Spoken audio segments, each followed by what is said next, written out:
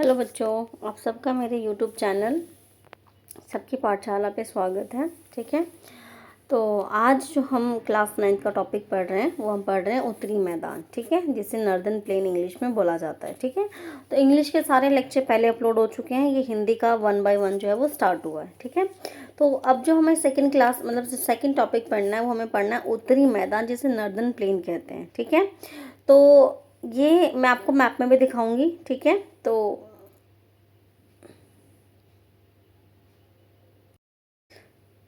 तो ये है हमारा इंडिया का मैप, जिसमें हम उत्तरी मैदान ढंग से थोड़ा देख सकते हैं। देखो, ये है पूरा एरिया, ये पैरेलल जा रहा, देखो ऐसे हिमालय के समानांतर में शिवालिक है ना, ये शिवालिक की ऐसे। ठीक है, ये पूरा उत्तरी मैदान है इस तरीके से। ठीक है, अब देखो इसमें मेन नदियाँ क्या क्या हम ऑब्जर्व कर सकते हैं। गंगा, देखो ये यहाँ से आ रहा है बहता हुआ है ना, ये गंगा। यमुना जो गंगा में मिल रही है, ये घाघर है। ठीक है, सोन नदी है, ये गंडक नदी है। ठीक है, इस तरीके से ये पूरा जो एरिया है वो किससे बना हुआ है? नदियों से बना हुआ है। ठीक है, तो इसलिए बहुत उपजाऊ होता है ये वाला पार्ट। ठीक है, तो इसकी क्या क्या विशेषताएं हैं वो हम 1 बाय 1 जो है वो पढ़ने वाले हैं। तो फर्स्ट पॉइंट है हमारा, उत्तरी मैदान 3 प्रमुख नदियों जैसे सिंधु, गंगा और ब्रह्मपुत्र और इनकी सहायक नदियों से बना हुआ है। ठीक है, तो हमें ये याद रखना है कि जो उत्तरी मैदान है उसमें 3 मुख्य नदी बहती है और उसके अलावा और बहुत सारी इसकी सहायक नदियाँ हैं। ठीक है, तो अभी जब हम अपवाह वाला चैप्टर पढ़ेंगे तो उसमें हम नदी का सारा कॉन्सेप्ट पढ़ने वाले हैं, लेकिन अभी के लिए आप इतना याद रखोगे कि एक होगी मुख्य नदी, एक होती है मुख्य नदी जो मेन बह रही होती है, और छोटी छोटी नदियाँ जब इसके अंदर आके से मिल जाती हैं तो वो होती है सहायक नदी। ठीक है, तो जो ये उत्तरी मैदान बना हुआ है वो 3 मुख्य नदियां हैं जिनसे बना हुआ है, सिंधु, गंगा और ब्रह्मपुत्र। ठीक है, इसके अलावा और बहुत सारी नदियां हैं जो कि सहायक नदी के रूप में यहाँ बहती हैं। ठीक है, अगला पॉइंट है, इसका निर्माण हिमालय की नदियों के निक्षेप से हुआ है। ठीक है, यानी कि जो ये एरिया बना है, हिमालय की जो नदियाँ बह कर के आ रही हैं उसके साथ जो अपने साथ कंकड़ पत्थर ये सब मिट्टी वगैरह बहा के लाती हैं, जब वो डिपॉजिट हो जाता है मतलब एक जगह इकट्ठा हो जाता है तो धीरे धीरे जो है वो एक मैदान का रूप ले लेता है। ठीक है, अगला पॉइंट है हमारा, यह बहुत उपजाऊ मैदान है। ठीक है, यानी कि कृषि के लिए बहुत ज़्यादा उत्तम माना जाता है ये एरिया, क्योंकि एक तो नदियाँ होने की वजह से पानी, तो ये बहुत उपजाऊ मैदान होता है। यानी कि क्योंकि देखो जो मिट्टी है वो नदियों के द्वारा बहाकर लाई गई है। ठीक है, तो वो बहुत उपजाऊ होता है। ठीक है, इसके अलावा खेती के लिए एरिया बहुत ज़्यादा उपयुक्त क्यों है? क्योंकि एक तो मिट्टी बहुत ज़्यादा उपजाऊ है वहाँ की, और दूसरा क्योंकि यहाँ पे मेन नदियाँ बहती है। ठीक है, जिससे कृषि के लिए आसानी से पानी जो है वो मिल सकता है। ठीक है, अब जो हमने पूरा पैरेलल एरिया पढ़ा है शिवालिका और उसके बीच का नॉर्दर्न प्लेन जो हमने पढ़ा है मतलब उत्तरी मैदान, उसका जो टोटल एरिया है वो कितना है? 7 लाख वर्ग किलोमीटर है। ठीक है, यह 2400 किलोमीटर लंबा है और 240 से लेकर के 320 किलोमीटर तक चौड़ा है। यानी जो लंबाई है यहाँ से यहाँ तक जो हमने देखा है वो पूरा कितना है? 2400 किलोमीटर।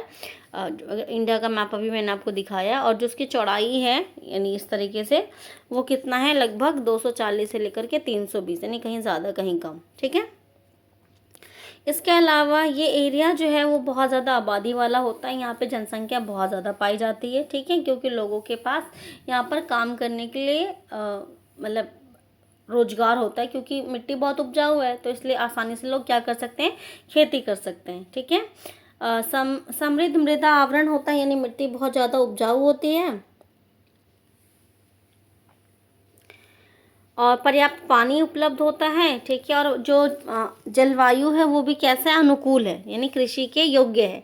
इसलिए कृषि दृष्टि से सबसे अधिक उत्पादक क्षेत्र जो है वो उत्तरी मैदान माना जाता है। ठीक है, अब अगर हम उत्तरी, ये देखो मैप में दिखाया हुआ है ना पूरा, ये देखो आप, ये पूरा एरिया जो ग्रीन ग्रीन है वो क्या हमारा उत्तरी मैदान है। ठीक है, अब उत्तरी मैदान को भी 3 भागों में बांटा गया है। पहला है पंजाब के मैदान, दूसरा है गंगा के मैदान और तीसरा है ब्रह्मपुत्र के मैदान। ठीक है, तो क्योंकि पंजाब के, जैसे ये पूरा ये पंजाब है ना, तो पंजाब के मैदान है ये, और ये मुख्य रूप से उत्तरी मैदान का पश्चिमी भाग है। ठीक है, और इस भाग को दोआब की संख्या इस भाग में दोआबों की संख्या अधिक है। दोआब जो है वो क्या होता है, एक ऐसा एरिया होता है, एक ऐसा भाग होता है जहाँ पर मतलब दो नदियों के बीच का एरिया, जैसे ये दो नदी है इसके बीच का एरिया जो है वो दोआब होता है। ठीक है, तो जैसे कि हमें पता है कि पंजाब में 5 नदियाँ बहती हैं, है ना, तो इसलिए उसका नाम ही क्या है, पंजाब, पंज। ठीक है,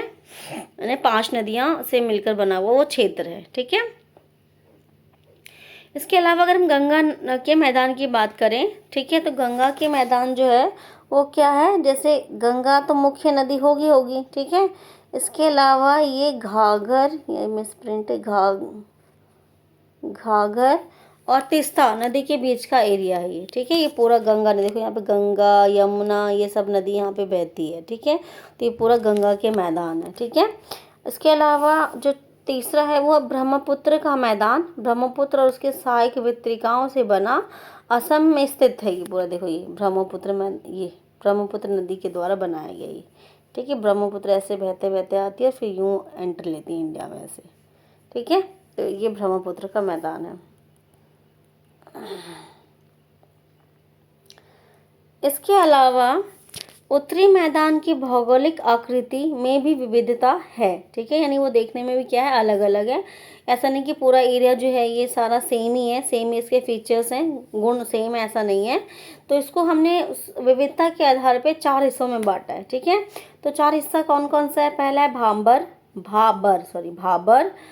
तराई, भांगर और खादर। ठीक है, 4 प्रकार है, आपको याद रखना है, भाबर, तराई,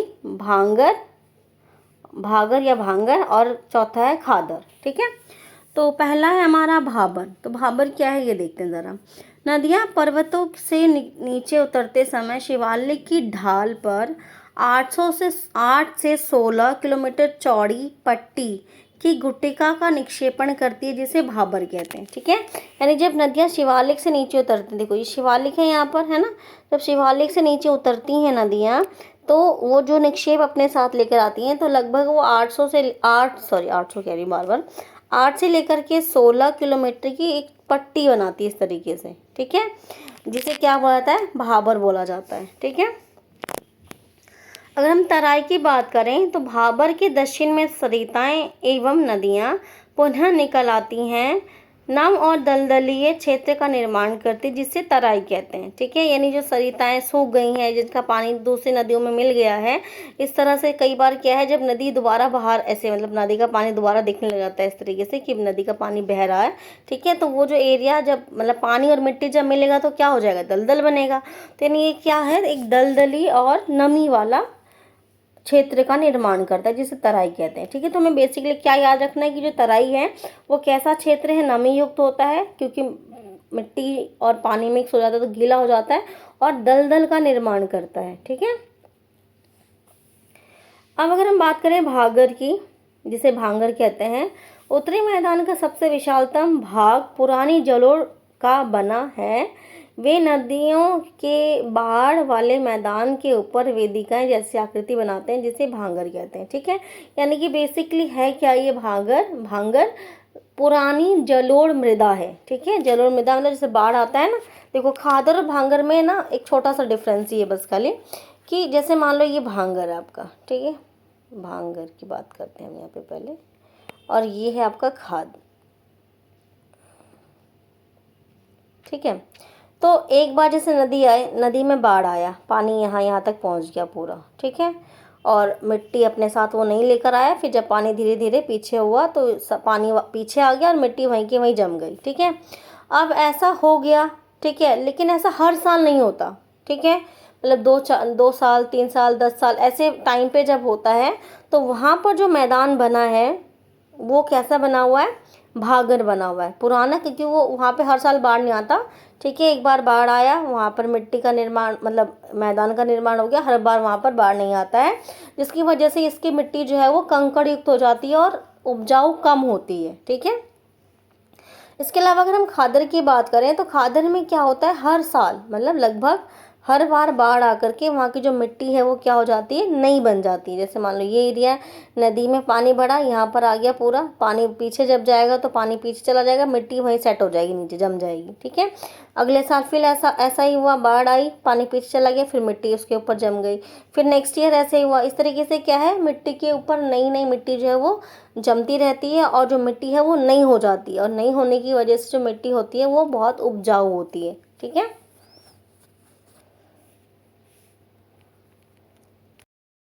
तो जैसा अभी मैंने आपको समझाया, एक बार डेफिनेशन देख लेते हैं।